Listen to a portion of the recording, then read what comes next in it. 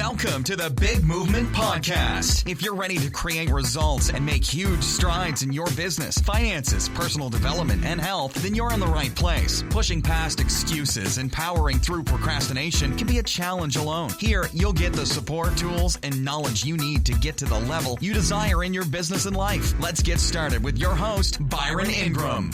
And welcome to another episode of the Big Movement Podcast. Today we have Esther Nagle, who is an author, speaker, and teacher. Having beating her own 20-year alcoholism through yoga teacher training, she is passionate about the deep power of yoga to influence how we live our lives and how to help beat addictions and ultimately find happiness. So let's learn a little bit more in terms of how we can get past addictions and things that can be holding us back today. So let's give a warm welcome to Esther. So Esther, welcome. Hi, thank you very much. Nice to be here. Oh, you're welcome. So tell me a little bit more about what you had to do. Is you have this interesting background of 20 years of alcoholism. How did you become aware that you had a problem and then you made this change? Well, I kind of became aware really when I fully accepted the problem when I was just about ready to stop drinking. But I knew I had a problem for a very long time. In that brilliant way that we humans can know something while ignoring it completely and pretending it doesn't exist. So I started drinking heavily as a way to hide from my negative emotions, my self-hatred, my shame, my horrible way I felt about myself when I was about 20. 20. And throughout the next 20 years, there were moments when I'd sort of think, this isn't right, I shouldn't be doing this, because I'd be sitting on my own drinking a lot. I would be, I'd drink to the point where I would pass out and black out so often that just became what I did. It was just my normal. And I knew that wasn't most people's normal.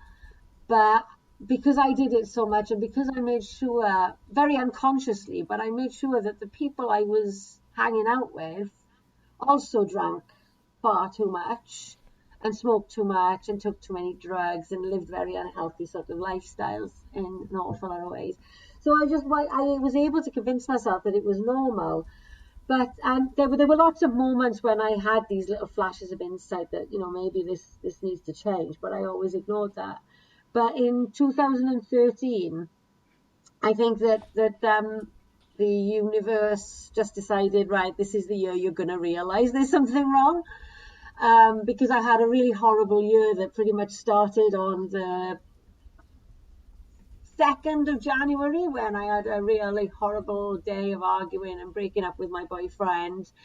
And then it just proceeded to get worse from there on. And it was everything. It just seemed like everything that could possibly go wrong in my life was going wrong.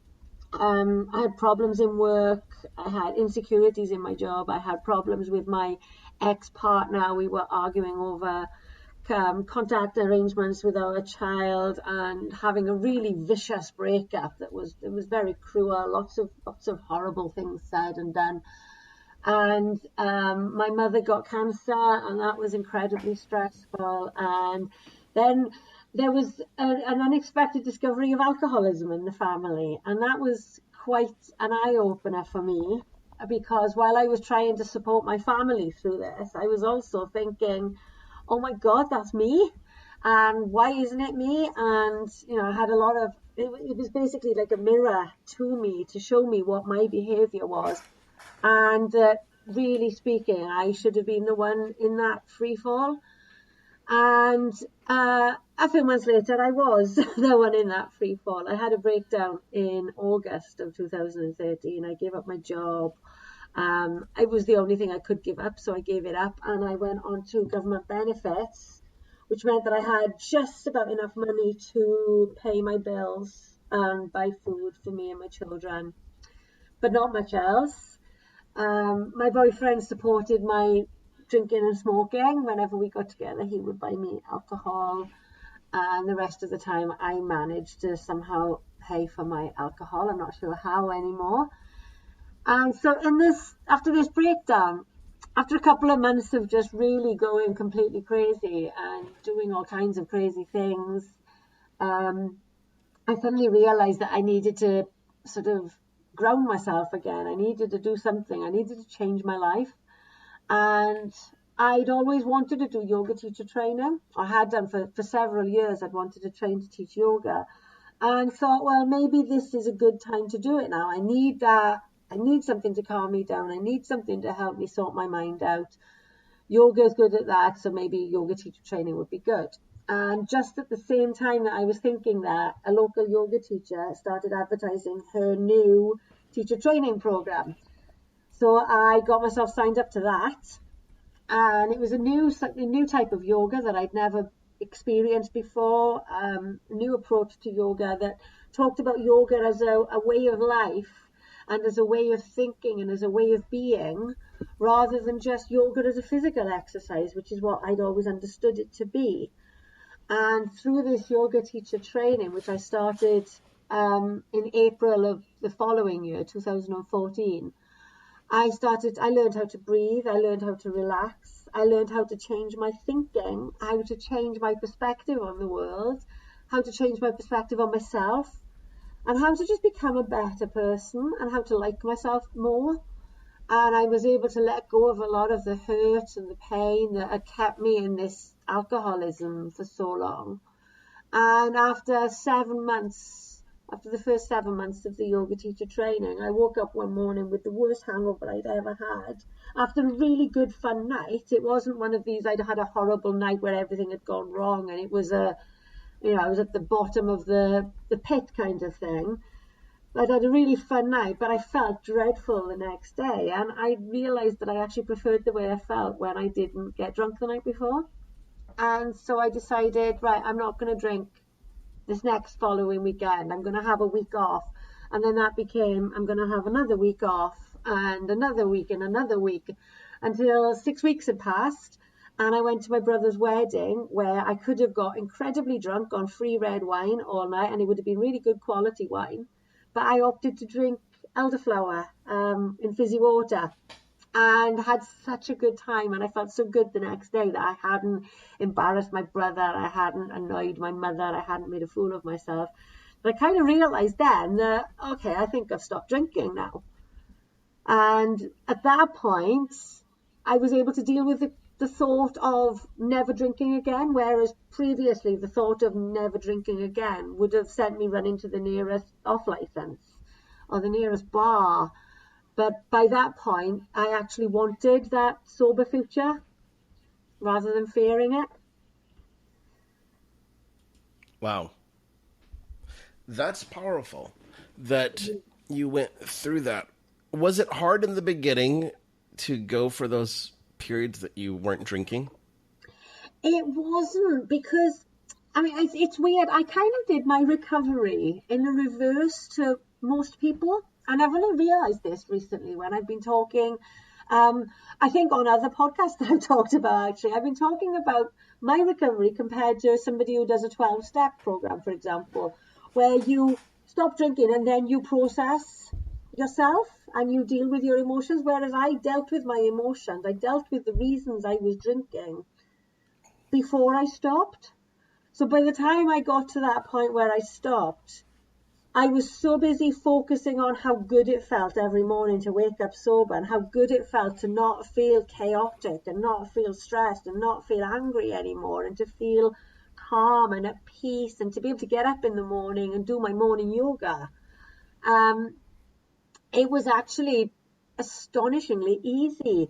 There were times, it wasn't an absolute walk in the park. I did have to make that decision every day. It was a decision I was making most days not to drink, rather than now where it just doesn't even cross my mind anymore. But in those early few weeks, every day I was reminding myself, okay, I don't want to drink today. And it was always, I don't want to drink. It was never, I'm not going to, or I'm not allowed to drink, or I can't drink. It was always, I don't want to drink today. So I was always able to make it, this is actually what I want, which made it easier because it was a choice that I was making based on, in NLP terms, I wasn't moving away from alcoholism. I was moving towards sobriety. And it was a different mindset. In the past, when I tried to give up drinking before, I'd always been really conscious of what I was giving up. Whereas this time I was barely conscious of giving anything up. I felt like I was gaining life. Right. And in that process that you did it, how did you feel when, in terms of all the relationships that you had around you? If the social circles that you had, there are people who they love to party, they love to drink and smoke and all these things. Did that change? Oh yes, oh yes. A lot of my friendships have kind of fallen by the wayside or have become very casual friendships. People who I might see maybe once or twice a year now, whereas I would see them very regularly before. There were some people who I would have always considered to be friends, but only in the context of they were people I would go out to see bands with, or to go to pubs with, to go to music nights with. And now I don't see those people at all. I don't have any contact with them. I don't have anything in common with them or I don't know if I have anything in common with them, because the only thing I ever knew that I had in common with them was that we liked going out and partying. So I don't really, I don't know how to relate to a lot of those people anymore. And I don't know if they know how to relate to me. Somebody pointed out to me, because I was complaining that, everybody thinks I'm really boring now and they don't want me around because I'm sober and I'm boring. And I was getting quite upset at not having been invited to certain things. And then there was a coach I was working with at the beginning of the year. She said, maybe it's not about you. Maybe it's about them, and it's you being that mirror to them. And maybe they feel uncomfortable around you because seeing you makes them confront their own reality. And I thought that was quite interesting. So I've not really known how to kind of approach those people anymore. But my life is quite full as it is, with children and the friends who I do still have, and family, and just enjoying my own company as well, which is quite a novelty. But yeah, Right. And I I used to think have for quite a lot. people, that's one of the adjustments. Sorry, I didn't quite catch that then. I think it's one of those adjustments that we all go through. It's that when we begin growing and changing, that our circle of friends has to adapt and change with it. Otherwise, you could feel yourself being the only one in a group that's doing something different if we don't Yes, change. yeah. And I didn't realize I'd done this until, quite some time later. But I also realized that at the same time that I stopped drinking, I think it was the week before, or maybe it was the week after my last drink, I started going to a women's networking group where people didn't seem to drink like I used. That there wasn't that nobody in the group seemed to be party animals the way that I'd always, the kind of people that I'd always mixed with. They all seemed to be far more grounded, far more into personal development, far more into health and well-being. And um, it was really interesting to see that I subconsciously reached out to this new social circle, um, and to make friends in a new kind of group, whereas I'd run away from what I thought of as kind of normal people before, people who didn't drink. I had no idea how to relate to them, but I found that actually I wanted to relate to them. I wanted to make different kinds of friendships. So obviously, it sounded like you had to change the relationships that you had at the time. How did things for you begin to change after that, when you started the networking groups and you continued with the sobriety in terms of your world? How did it evolve into what it is today? Well, it was actually, I mean, my when I started my yoga business, I had never thought for a second that I was going to spend my professional life talking about my drinking problem and my recovery and sobriety. And I like telling people that I used to drink, but I thought that was just going to be a little bit of conversation piece rather than my main message. And it was actually through that networking group that I met somebody who is a voice coach called Angela Durrant, and she was doing a little project to celebrate her birthday, and she wanted to have, I can't remember how many conversations it was now, but she was having one conversation for every year of her life, and I was one of the people who'd spoken to her. And when we were talking, we talked about how I became sober through yoga, and she said, you got so animated and excited when you started talking about that. You really lit up, you got really passionate and really full of just joy at talking about it. And she said, I think that's what you need to do. And I really resisted that for a while, and I do keep coming. Every now and then I get a little bit of resistance around it, because I think I'm exposing myself quite a lot through what I talk about. But then I think, well, actually that's what I need to do. And so my message, my business message, actually grew directly out of this new networking group that I joined. Oh, that's interesting. And then what happened? Well, then I decided to start. So I started thinking, right, well, I can do this. I can talk about how yoga can be as a way of life, or even just learning different practices that can help people to manage stress, change their mindset. So there's so many tools that yoga can offer people. I thought, actually, that is something that I can offer that is really powerful. And I've struggled a little bit to kind of position myself in the market with it. But what I did that was my proudest moment of this year, and kind of beats all the awful things that have happened in 2016, because to me 2016 was the year I became a published author, and I started writing a book about it, because I've been told that when I write I can convey things in a really accessible way. So I thought, I'll write a book then. So I wrote a book about it, and I know that book is helping people. So that book also, my childhood dream of being an author has grown out of my transformation, if you like. So I've transformed from total mess to sober published author who's planning to write a second book now, and that's been amazing, because I literally wanted to be a writer of some sort since as long as I can remember. So the inner little girl in me is so happy about that. And what did you talk about in your book? Well, it's partly about my journey. So I go quite deeply into how I was, who I was, how I felt, how I got where I was, without going into an awful lot of incredibly personal details. There's a lot that wasn't for public consumption. But I'm talk a lot about my own personal journey, my physical health, my mental health, my spiritual health. And also through that, I talk about the concepts, the practices, the theory behind the yoga philosophy of my recovery. So talking about how the different limbs of yoga helped me.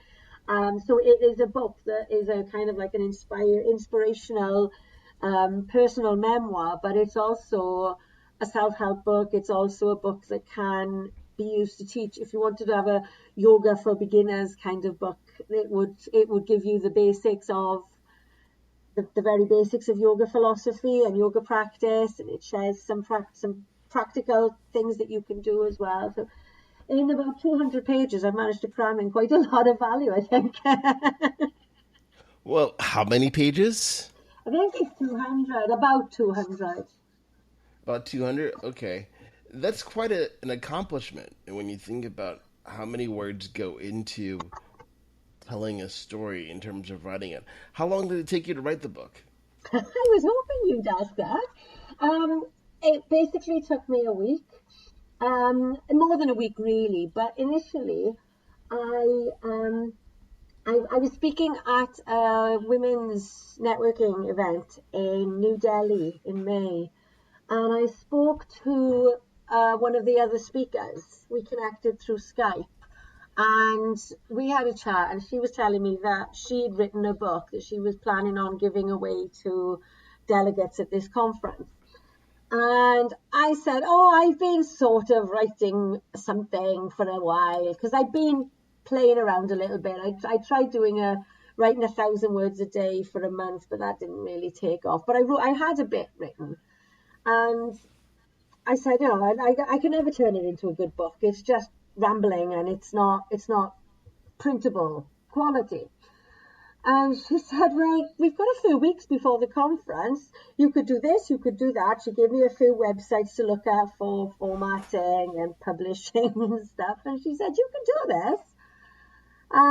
So the next day I was with a friend who's an editor. And I said to her, if I was to ask you to help me with this crazy project, how long would you need to edit it? She told me that she'd need about 2 weeks, which gave me about a week to write it. So I just came out of, I'd already deactivated my Facebook account. So I spent the next week having nearly another nervous breakdown writing a book. And I managed to get it done. It needed a lot of a fair bit of rewriting after the event. The version that's on sale now is the far superior version of it. It's been edited, it's been rewritten quite a lot, and I've explained things better than I would have done in the first version. But yeah, I wrote my first book in a week. That in itself is incredible, because there's people out there who they talk about writing a book for years and years, yet I was once one you of those determine people. I've been talking about it what since I you was really 7. want to make happen, you just got it done. Yeah, it was crazy.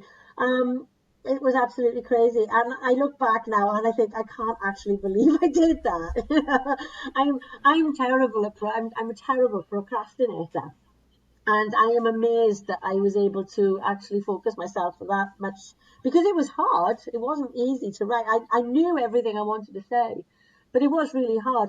And I really think that if I hadn't have deactivated my Facebook account, it might not have happened, because I think when it got hard, I would have just retreated into, scrolling through Facebook for hours and then not getting any work done. But because I didn't have Facebook, I didn't have that. So I just got through the hard bits by working through it. It was quite amazing. I need to come out of Facebook again.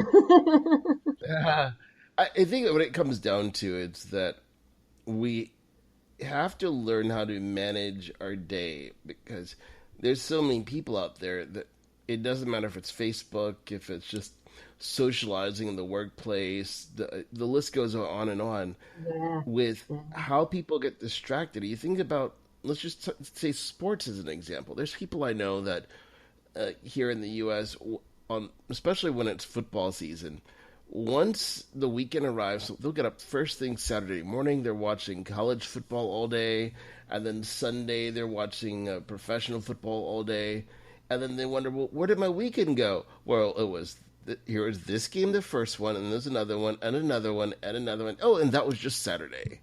So there's so many ways that people can end up becoming lost and not focused on their objectives. Yeah. And that just gets people stuck. So how did your life change after you put out the book, you started speaking more? What is it now in terms of how you've been sharing your story of recovery? Well, I've been on a lot of podcasts since then, which I've been really enjoying, and I've discovered that I do really enjoy this podcast experience. I love talking to people, and I love to be able to share my story more to a wider audience, because I think that the kind of people that I'm hoping to reach and to speak to are people like me a few years ago who might be listening to podcasts, not realizing that their bottle of wine that they have every night is actually a problem, or that the half bottle of wine that they have every night is a problem, or thinking that maybe they have a problem, but I'll deal with that tomorrow kind of thought. So I think the more I can get out there and talk to different audiences about this, the more that there might be people out there that I can really help.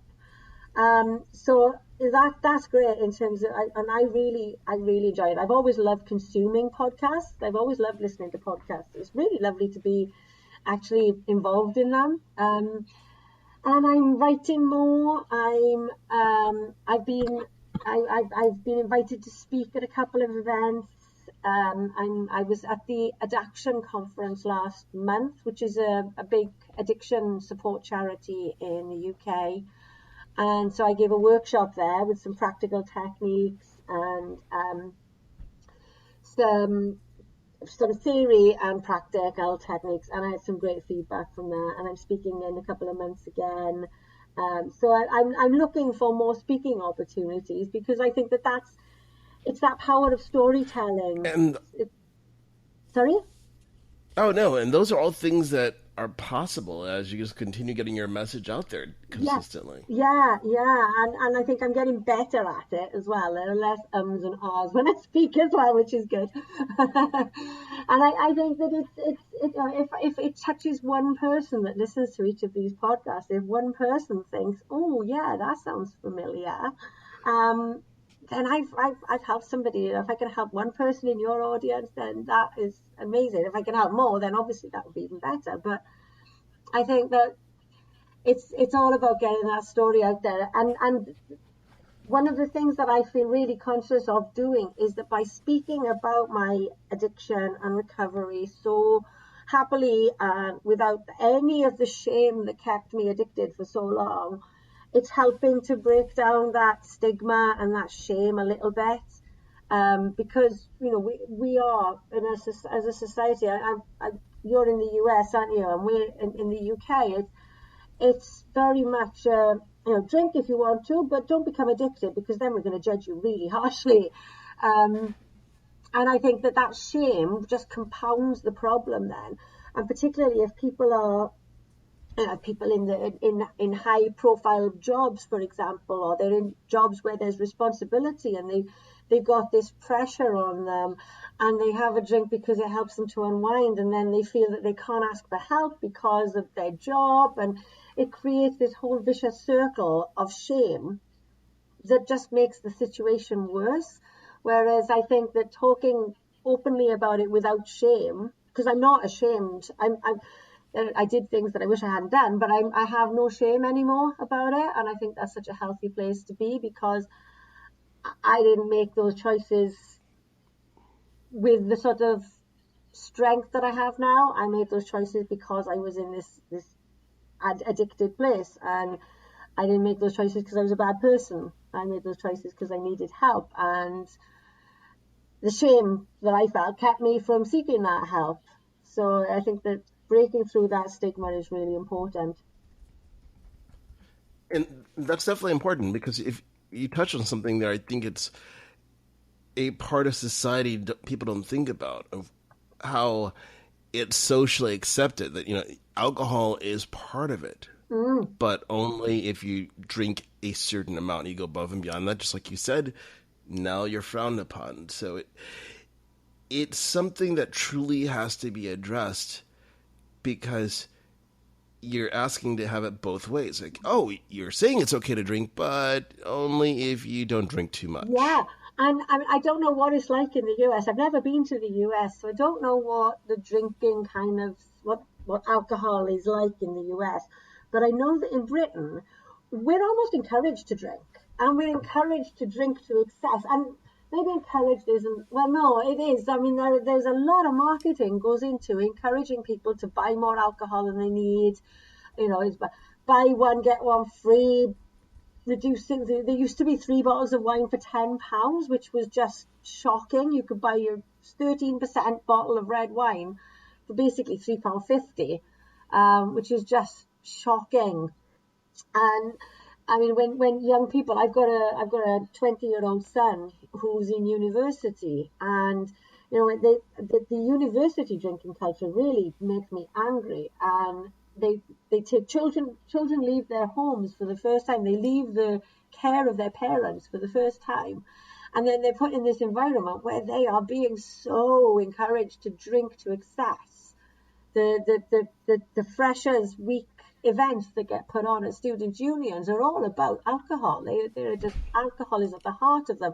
So you've got these young, impressionable kids, because they're still kids. They're 18, 19 years old. They're still kids, who have maybe never been away from their parents' influence that much, all of a sudden given money in the form of their student loan and encouraged to go and drink all night long, every night. I just think that there's a lot of irresponsibility in the alcohol industry, and I'm sure that they would tell me they're very responsible, but I disagree completely. I think it's very irresponsible marketing goes on. Right. It's something that's prevalent everywhere when you look at how alcohol is intertwined with society. If you look at, let's say, sporting teams, how many sports teams are sponsored by alcohol, or the venues they play Yeah, in, it's yeah. sponsored by it. Or when you go out to eat at a restaurant, how many times they offer you a drink list before Yeah. anything else? Every time, yes, isn't it? Yeah. And birthdays and weddings and funerals. So you drink when you celebrate, you drink when you commiserate. There's every social occasion could have a drink in it. Right. Yes. Yes, it's shocking, and it is an incredibly dangerous substance. It can kill. It does kill. It's really dangerous.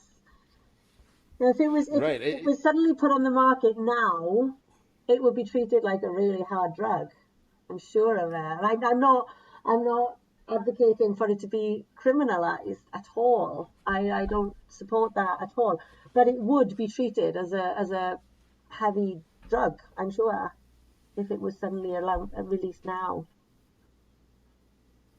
Right, exactly. It's things to be treated differently if people could see the effects of it. Because if you look at anything else in society, if it was to have the amount of negative press, the side effects from it, people injuring themselves, all these types of things, would it really be allowed to be legal in today's world? No, of course Yeah, not. yeah. The amount Because of if money that it someone, costs the economy in terms of health and clearing up after people have been drinking, and police, ambulances, and the social and economic impact of alcohol is horrendous.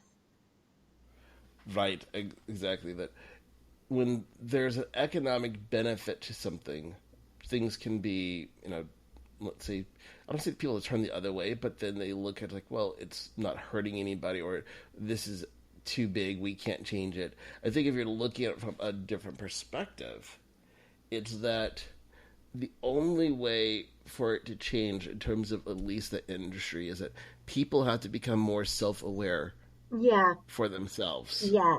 Oh, yes. I don't think that the alcohol industry is going to suddenly start encouraging people to drink less. I think it is up to people to. We have the information, we have the knowledge. It's a case of making those conscious choices about what kind of life you want to live. Um, Right. and that, I mean, for the non-addicted majority, for that, obviously it's a different case if you actually do develop an addiction. It's not as easy as just making a conscious choice when you're addicted. But for those who aren't addicted, you can just say, well, I don't need to get that drunk, I don't need to drink that much more. um you can make choices, you can choose different things with more self-awareness. Right, exactly. You have to be self-aware. That's the only way you can do it. Yeah. As we can't rely on alcohol companies say maybe you've had too much, you should drink less of our wine or less of our whiskey or whatever. Like, oh no, no, oh, don't buy 3 for 1. Yes. It's never gonna No, happen, is it? right. It's all going to be about people becoming self-aware and being responsible and thinking, well, if I'm going to drink, then how do I do it? Or if they reach that point like you did, like, oh my gosh, I need to make a change. How do I do it?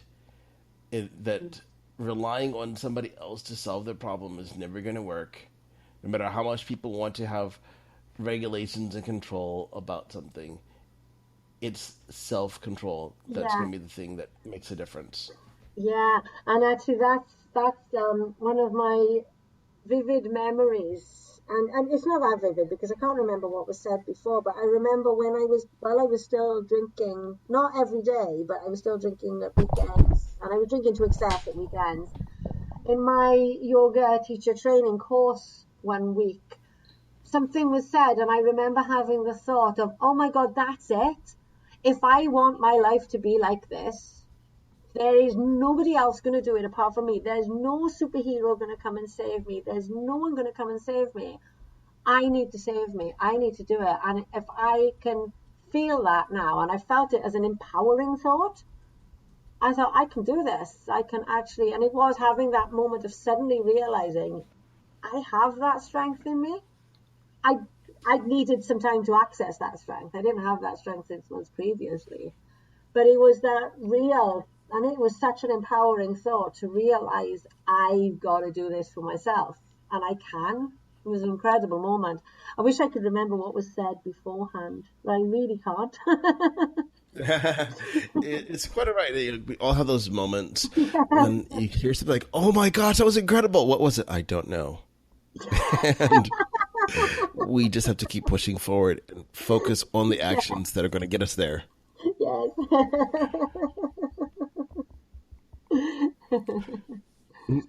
So now, Esther, as we begin wrapping up everything here, what is one thing that you think and you believe that people should do if they're unsure if they have an alcohol addiction? How can someone become aware of it? Well, I mean, part of what I think is, I mean, there are tests online, so you can Google, drinking, alcoholism tests or various things online. But one of the things that when I look back now, and the clear indicators that I had that I ignored were the times when I would decide I wasn't going to drink, but then I would somehow have a reason why I needed a drink. I would create reasons. I'm sure I was creating reasons. So I'm looking at what's your motivation when you're drinking. Are you drinking because you feel that urge to get drunk? Are you drinking because you want to block out particular emotions?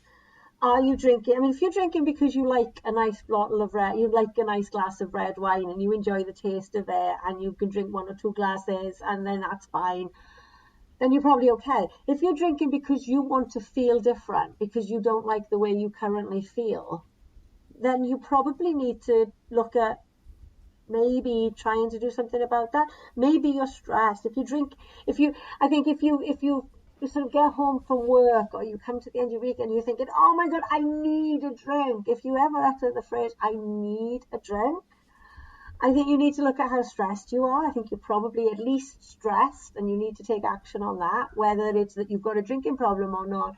You've got a stress problem, and a stress problem can lead to massive overconsumption of alcohol, which could then lead to addiction, or maybe just could lead to binge drinking, dangerous drinking levels. But I think if you are worried about drinking, if you're worried that you may have a drink problem, find somebody that you can talk to, that you can trust, that you can rely on, that you think isn't going to judge you, because judgment is not a good thing to experience when you're grappling with the possibility of addiction.